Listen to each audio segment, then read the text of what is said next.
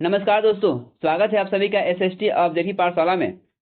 आज हम लोग पढ़ने जा रहे हैं क्लास 9वीं भूगोल का पहला अध्याय, जिसका नाम है भारत आकार और स्थिति। आज हम लोग समझेंगे कि भारत का आकार और स्थिति क्या है। तो आज का जो हमारा वीडियो होगा वह इस अध्याय का परिचय होगा। इस अध्याय में हम लोग क्या क्या समझने वाले हैं, पहले इसके बारे में बातें कर लेते हैं। तो इस वीडियो में हम लोग समझेंगे कि भारत की भौगोलिक स्थिति क्या है, भारत की भौगोलिक स्थिति क्या है, भारत के आकार क्या है, और भारत की सीमाएं हैं वह किन किन देशों से लगती है, भारत का कुल क्षेत्रफल कितना है, इनके बारे में डिस्कस करेंगे। कर्क रेखा भारत से गुजरती है, तो कर्क रेखा भारत किन किन राज्य से होकर गुजरती है, इसके बारे में इस वीडियो में हम लोग डिस्कस किया है। और जो मानव समय रेखा है, मानव समय रेखा है, वह मानव समय रेखा क्या है, मानव समय रेखा जो है कि भारत के किन किन राज्य से होकर गुजरती है, इन टॉपिक पर भी हम लोग इस वीडियो में डिस्कस किया है। और समझेंगे कि लास्ट में समझेंगे जो सार्क जो है, ये सार्क जो है, सार्क क्या है, सार्क के सदस्य तो कौन कौन से है, सार्क का स्थापना कब हुआ था, ठीक है। इन सभी टॉपिक के बारे में हम इस वीडियो में जो है फुल एक्सप्लेनेशन साथ इन सभी टॉपिक के बारे में इस वीडियो में जो है बहुत अच्छे से समझने वाले हैं। तो आप लोग वीडियो को अंत जरूर देखिएगा। वीडियो पसंद आए तो वीडियो को लाइक शेयर करना ना भूलें। और इससे चाहते हैं कि इस तरह की वीडियो हमारे यूट्यूब चैनल पर मिलते रहे, तो आप हमारे चैनल के साथ जुड़ सकते हैं। इसलिए क्या करना पड़ेगा, आपको एसएसटी ऑब्जेक्टिव पाठशाला को सब्सक्राइब करना पड़ेगा। तो उससे सब्सक्राइब करने से क्या होगा कि जैसे मैं वीडियो डालूंगा तो जैसे आप तक नोटिफिकेशन चला जाएगा, आपको वीडियो खोलने की जरूरत नहीं पड़ेगा, ठीक है। और आप लोग से एक रिक्वेस्ट है कि आप लोग पढ़ने के लिए जब बैठे तो साथ में पेन और कॉपी लेकर बैठेंगे, पेन और कॉपी लेकर बैठेंगे और साथ साथ लिखते चलेंगे। जो भी मैं बताते चलूंगा साथ साथ आप लोग लिखते चलेंगे। तो और आप लोग को आशा दिलाता हूँ कि अब इस वीडियो को देखने के बाद जो है आपको दूसरा वीडियो देखने की जरूरत नहीं पड़ेगा, ठीक है। इस वीडियो को देखने के बाद जो है आपको जो मैं अगला सीरीज लेकर आऊंगा सब्जेक्टिव क्वेश्चन का और ऑब्जेक्टिव क्वेश्चन का, ठीक है। तो हाँ, मुझे बताने से पहले आप लोग आंसर देना शुरू कर दोगे, ठीक है। तो आप लोग इस वीडियो के साथ बने रहिए। चलिए वीडियो करते हैं स्टार्ट और समझते हैं कि भारत की भौगोलिक स्थिति क्या है। देखिए, भारत की भौगोलिक स्थिति क्या है। तो भारत की भौगोलिक स्थिति क्या है कि भारत जो है वो एशिया महाद्वीप में स्थित है। भारत जो है वो एशिया महाद्वीप में स्थित है। आप लोग जानते होंगे कि जो विश्व में कुल कितने महाद्वीप है, तो कुल 7 महाद्वीप है, जिसमें पहला नंबर आता है एशिया महाद्वीप। तो भारत किस महाद्वीप में स्थित है, तो भारत एशिया महाद्वीप में स्थित है। अगर आपको जानकारी के लिए मैं बता दूं कि भारत पूरे विश्व में कितने महाद्वीप है, 7 महाद्वीप है। 7 महाद्वीप कौन कौन से है, तो पहला एशिया महाद्वीप, पहला महाद्वीप का नाम क्या है, एशिया महाद्वीप, एशिया महाद्वीप। दूसरा कौन सा है, दूसरा महाद्वीप का नाम है अफ्रीका, अफ्रीका महाद्वीप, अफ्रीका महाद्वीप। और जो तीसरा महाद्वीप है वह है उत्तरी अमेरिका महाद्वीप, उत्तरी अमेरिका महाद्वीप, ठीक है, उत्तरी अमेरिका महाद्वीप, अमेरिका।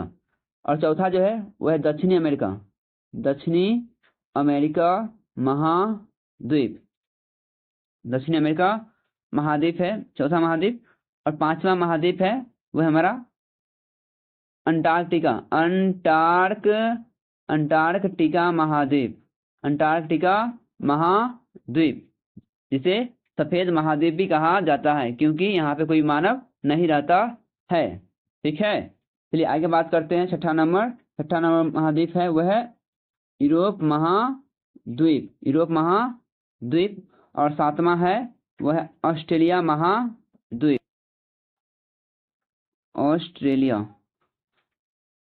महाद्वीप। ये कुल 7 महाद्वीप है जो आप लोग याद रखेंगे। तो भारत किस महाद्वीप में आता है, तो एशिया महाद्वीप में भारत आता है, ठीक है। भारत किस महाद्वीप में आता है, तो भारत एशिया महाद्वीप में आता है।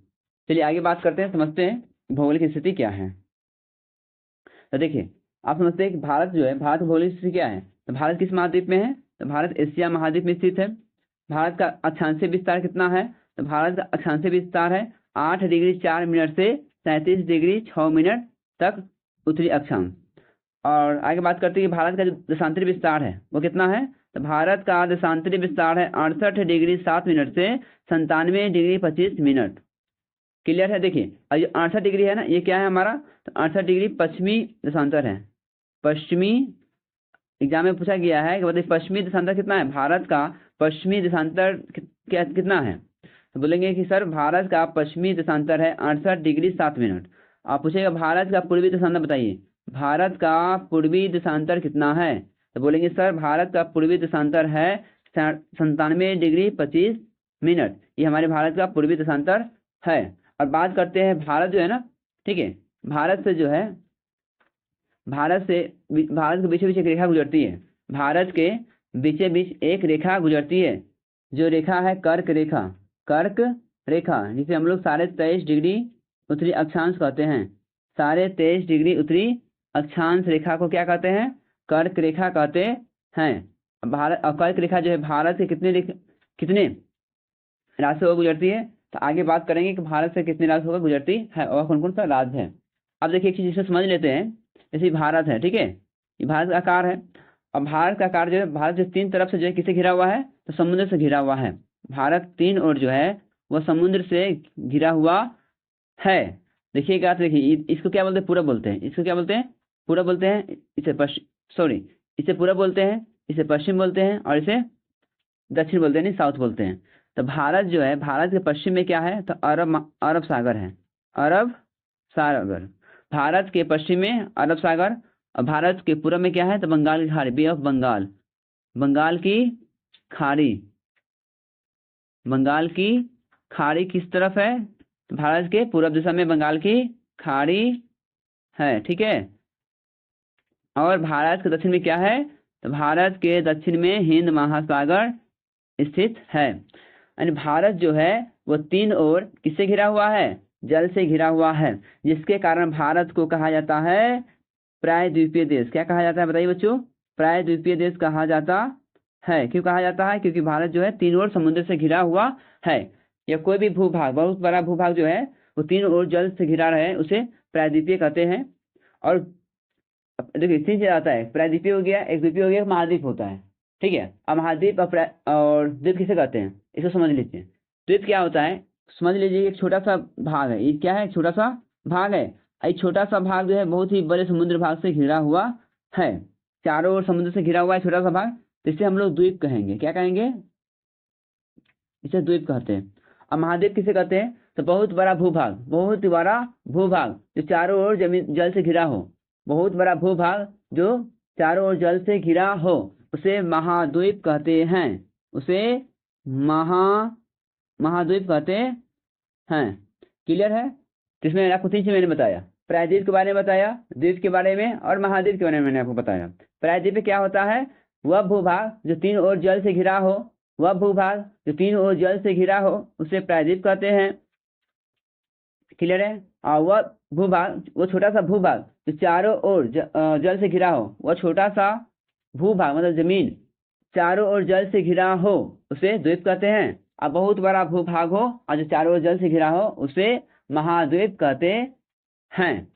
तो आई होप कि आपको समझ में आया होगा। चलिए आगे बढ़ते हैं और समझते हैं। आगे हम लोग समझते हैं भारत का क्षेत्रफल।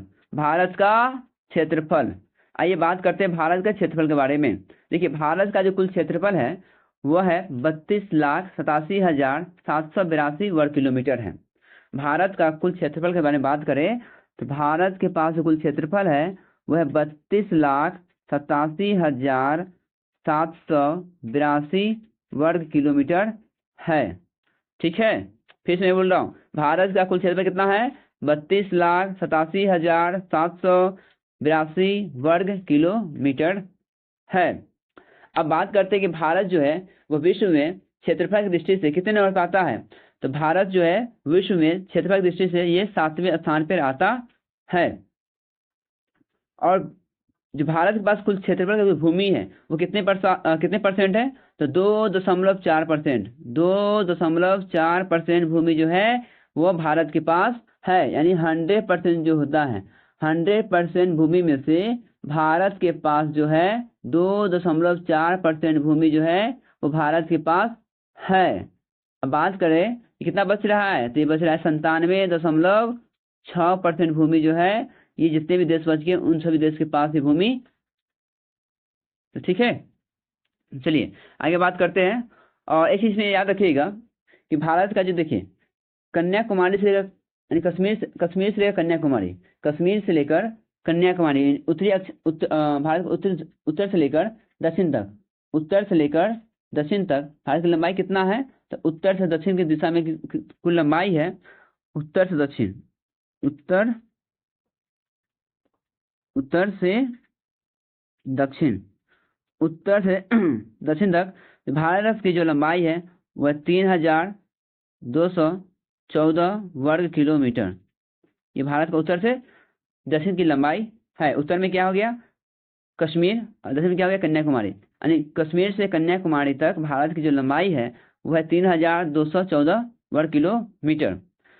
अब बात कर लेते हैं इसमें कि भारत की जो है वो पूरब से पश्चिम तक, पूरब, ठीक है। तो पहले समझ लेते हैं कि भारत का जो पूरब से पश्चिम तक की लंबाई कितना है, ठीक है। यानी भारत के पूरब से पश्चिम, पूरब से पश्चिम, तो पूरब से पश्चिम की भारत की लंबाई कितना है, तो पूरब से पश्चिम की लंबाई जो है वह है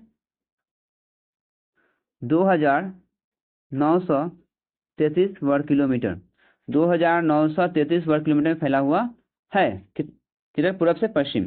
पूरब में क्या है अरुणाचल प्रदेश, और पश्चिम में क्या है तो हमारा गुजरात है। यानी गुजरात से लेकर पश्चिम बंगाल तक, सॉरी, गुजरात से लेकर अरुणाचल प्रदेश तक की इसकी लंबाई कितना है तो 2933 वर्ग किलोमीटर है। चलिए आगे बात करते हैं। चलिए आप समझते हैं कि भारत की सीमाएं हैं और पड़ोसी देश हैं वो कौन कौन से हैं। देखिए भारत की जो सीमा है, ठीक है, दो तरीके क्या है, एक स्थलीय सीमा है, एक तटीय सीमा है। स्थलीय सीमा क्या होता है, जो जमीन से जुड़ा होता है उसे स्थलीय सीमा कहते हैं, और तटीय सीमा क्या है, जो समुद्र से घिरा होता है उसे तटीय सीमा कहते हैं। भारत का जो स्थलीय सीमा है इसकी लंबाई कितना है, तो भारत का स्थलीय सीमा की जो लंबाई है वो है 15,200 किलोमीटर।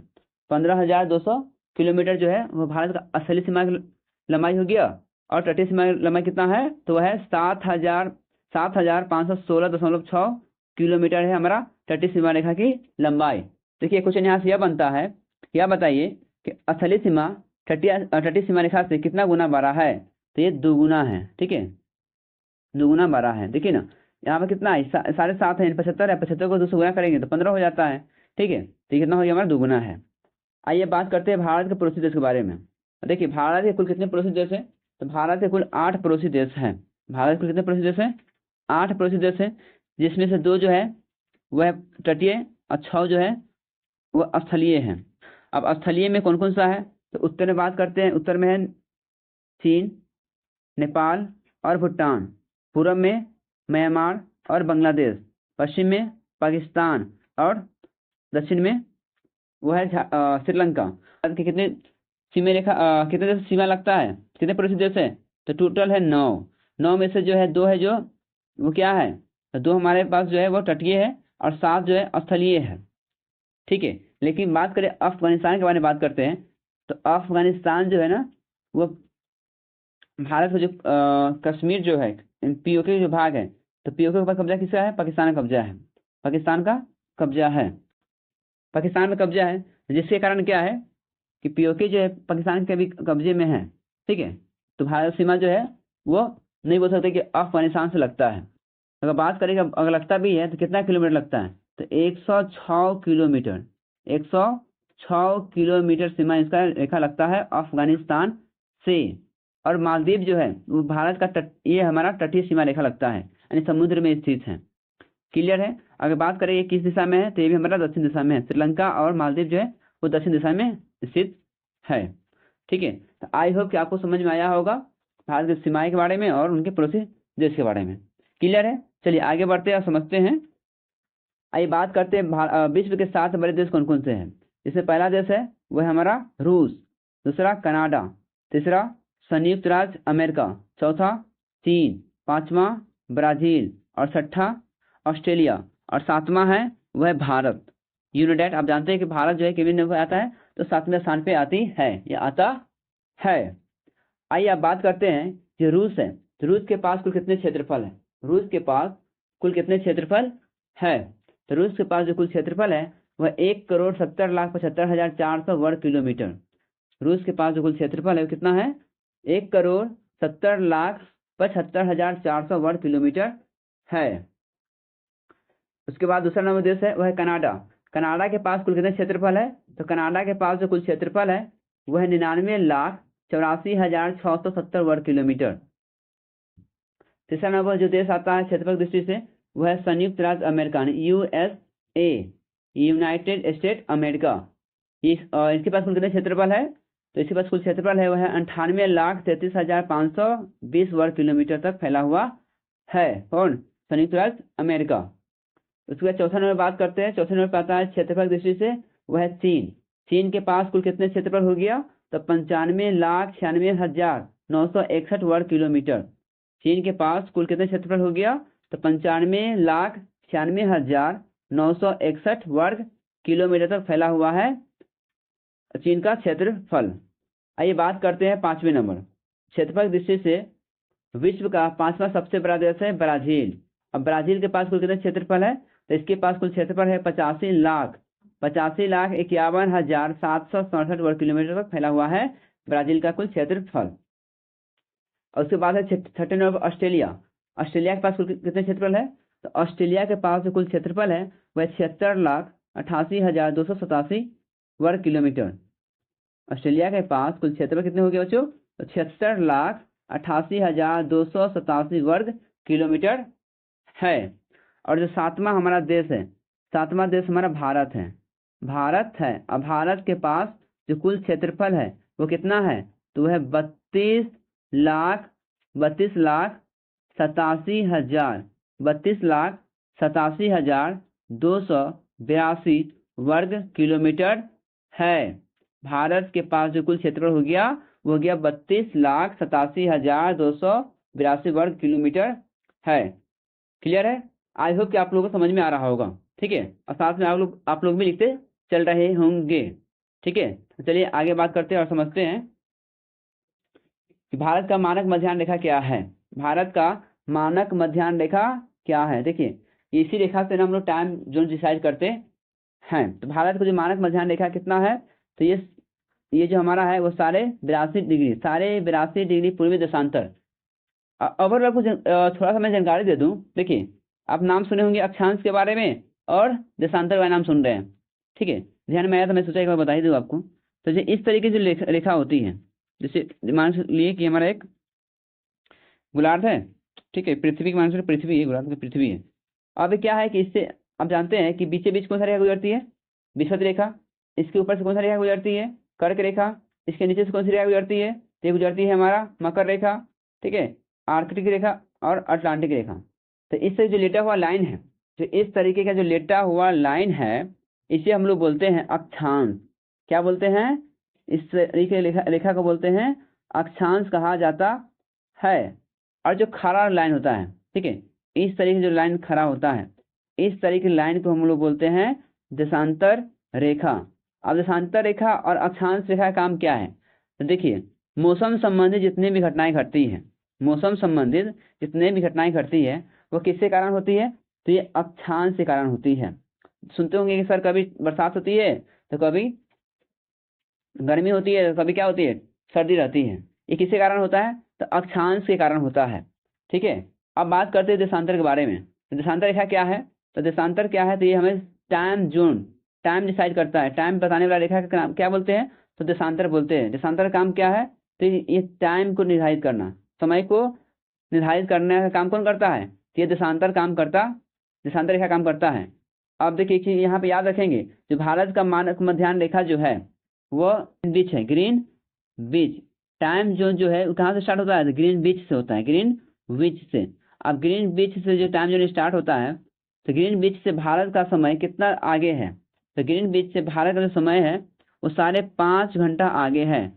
याद रखिएगा, 5.5 घंटा जो है वो आगे है किससे? तो ग्रीन बीच से। और ग्रीन बीच यहाँ तक जीरो रेखा मान के लिए क्या है? जीरो रेखा, 0 डिग्री है। आप 0 डिग्री क्या बोलते हैं? तो ग्रीन बीच बोलते हैं। 0 डिग्री क्या बोलते हैं? ग्रीन बीच रेखा कहते हैं। और ग्रीन बीच से भारत कितना समय आगे है? तो 5.5 घंटा आगे है। क्लियर है? अब देखिए, भारत का जो मानक मध्याह्न रेखा है, तो ये जो रेखा है ना, भारत के कितने राज्य को गुजरती है, पहले उनके बारे में बात कर लेते हैं। जैसे देखिए, सबसे पहले जो राज्य भारत में प्रवेश करते हैं ये, तो भारत में जो है वो किन राज्य से गुजरती है? तो सबसे पहला नंबर आता है वो है अपना उत्तर प्रदेश। उत्तर प्रदेश। उत्तर प्रदेश में पूछेगा कि बताइए उत्तर प्रदेश में भारत के उत्तर प्रदेश में किस शहर से जो है वो मानक मध्याह्न रेखा जो है वो गुजरती है? तो इलाहाबाद। किस शहर से गुजरती है? तो इलाहाबाद से गुजरती है। याद रखना बच्चों, इलाहाबाद से गुजरती है। उसके बाद दूसरा नंबर जो राज्य है वो है मध्य प्रदेश। तीसरा छत्तीसगढ़। चौथा उड़ीसा और पांचवा आंध्र प्रदेश। आंध्र प्रदेश में प्रवेश करने के बाद ये समुद्र से नीचे हुए करते हुए नीचे चला जाता है। ठीक है, तो ये मानक मध्याह्न रेखा भारत की कितने डिग्री है? तो 82 डिग्री। सारे 82 डिग्री पूर्वी देशांतर रेखा को मानक मध्याह्न रेखा कहा जाता है। 82 डिग्री पूर्वी देशांतर रेखा भारत के कुल 5 राज्य से होकर गुजरती है, जिसमें पहला राज्य हो गया उत्तर प्रदेश, दूसरा मध्य प्रदेश, तीसरा छत्तीसगढ़, चौथा उड़ीसा और पांचवा आंध्र प्रदेश। ठीक है, चलिए आगे बढ़ते हैं और समझते हैं कर्क रेखा के बारे में। देखिए, कर्क रेखा जो है वो भारत के कुल कितने राज्य से होकर गुजरती है? तो कर्क रेखा भारत के कुल 8 राज्य से होकर गुजरती है। अब कर्क रेखा पिछली बार कहेंगे किसे? तब जस्ट आपको मैंने एक छोटा सा डायग्राम बताया था और आपको बताया था कि इस तरह की रेखा, देखिए 23.5 डिग्री उत्तरी अक्षांश रेखा को बोलते हैं क्या? तो कर्क रेखा कहते हैं। फिर से याद रखिएगा, 23.5 डिग्री उत्तरी अक्षांश रेखा को क्या कहते हैं? तो कर्क रेखा कहा जाता है। अब यही कर्क रेखा जो है वो भारत के बीचों बीच से गुजरती है। यही जो कर्क रेखा है वो भारत के बीचों बीच गुजरती है। और कौन कौन से राज्य से गुजरती है?